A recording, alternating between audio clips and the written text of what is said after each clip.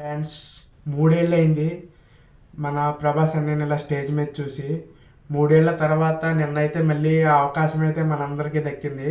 So చాలా happy. ప్రతి Prabhas fan నిన్నైతే చాలా హ్యాపీ. ఎందుకంటే ఎప్పుడో 3 ఏళ్ల క్రితం కనిపించిన ప్రభాస్ అన్నయ్య మళ్ళీ ఈరోజు నిన్న నైట్ ఈవెంట్లో కనిపించడం అనేది చాలా హ్యాపీ. ఆ లుక్స్ కూడా స్పిరిట్ మూవీ లుక్స్ అంట. నెక్స్ట్ లెవెల్ అయితే ఉన్నాయి నిజంగా. సందీప్ రెడ్డి వంగ అంటే ఆ మాత్రం అయితే ఉంటుంది.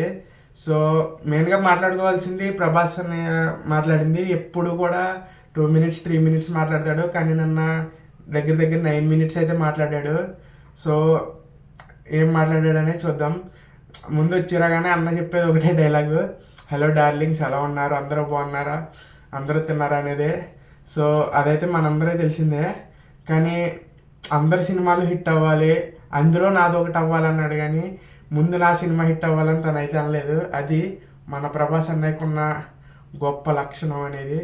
సో అందుకే ఆయన అందరికీ డార్లింగ్, ఆయన అందరి బంగారం, ఆయన అందరి డార్లింగ్ అని పిలుచుకునేది. అందుకే నో హ్యాటర్స్ లేని ఒకే ఒక మనిషి ఆయన. అందుకే సో ఎవరైనా సరే ముందు మన సినిమా సూపర్ హిట్ అవ్వాలి, బాక్స్ ఆఫీస్ని పగలగొట్టాలి, ఏదేదో చెప్తారు. కానీ ఆయన అలా చెప్పలా.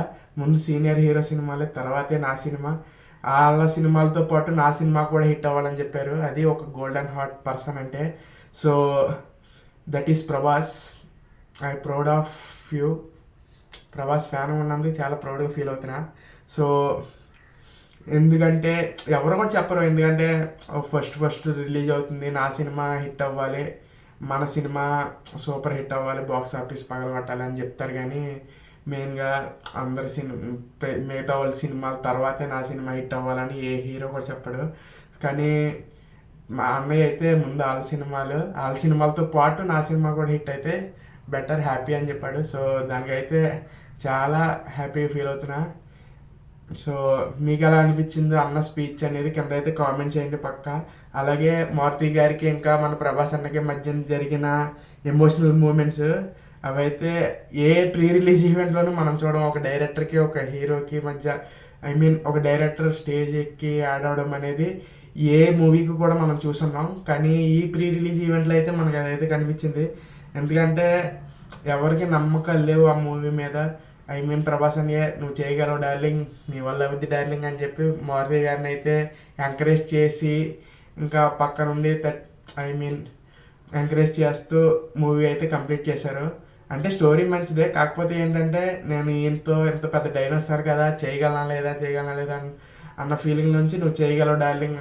మన ప్రభాస్ అని ఏ మూవీ తీసినా అంతే. లైక్ ఇప్పుడు రాజమౌళి గారితో అయినా, రాజమౌళి గారు కూడా చెప్పారు ఒక టైంలో, నువ్వు చేయగలవు డార్లింగ్, నువ్వు చేసేది మామూలు సినిమా కాదు, ఎంత పెద్ద సినిమా చేస్తున్నావు నీకు తెలియట్లేదు అన్నది మన రాజమౌళి గారే స్పీచ్ చెప్పారు ఇంకా ప్రభాస్ గురించి. సో మారుతి గారు కూడా నిన్న చాలా ఎమోషనల్ అయితే అయ్యారు, డైరెక్ట్ స్టేజ్ మీద ఏడ్చేసారు. సో ప్రభాస్ అని వెళ్ళి వాదొచ్చాడు. సో అంటే 3 ఏళ్ళు పడిన కష్టం, ఎంత కష్టపడ్డారో మరి. ప్రతి సినిమాకి పక్కా కష్టం అయితే ఉంటుంది. మన స్క్రీన్ మీద చూసే ప్రతి సీన్కి కూడా ఎంతో కష్టం ఉంటుంది.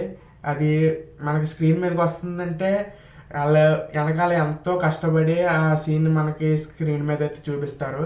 సో ఆ సీన్ తీయడానికి, ప్రతి సీన్ తీయడానికి బడ్జెట్ ఓవర్ అయిపోవడం, ఇవన్నీ విశ్వప్రసాద్ గారు ఎక్కడ ఆలోచించకుండా మూవీకి పెట్టిన బడ్జెట్. సో అంతే. ఇప్పుడు అవుట్పుట్ మనమే చూస్తాం కదా జనవరి 9ని.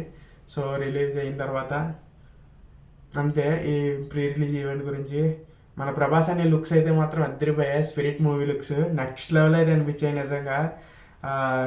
సందీప్ రెడ్డి వంగ అంటే ఆ మాత్రం ఉంటుంది. Because of Sandeep Reddy Vanga is డైనోసార్నే చూపిస్తున్నాడంటే ఇంకా నెక్స్ట్ లెవెల్ అనిపిస్తుంది. ఒక బాలీవుడ్ హీరోనే యానిమల్ సినిమాలో ఒక క్రిమినల్ లాగా అయితే చూపించాడు. ఇంకా మన డైనోసార్ని ఎలా చూపిస్తాడో తలుచుకుంటేనే గూస్ బంప్స్ వస్తున్నాయి. ఇంకా చూద్దాం మరి. ఇంకా జనవరి 9న అయితే మూవీ రిలీజ్ అవుతుంది. 2026 పక్కా బ్లాక్ బస్టర్ అవుతుందని అవ్వాలని కోరుకుంటున్నా. Please like, share and subscribe to our channel. కింద ఎర్రగా ఒక బటన్ ఉంటుంది రెడ్ కలర్లో, అదేదో నొక్కండి.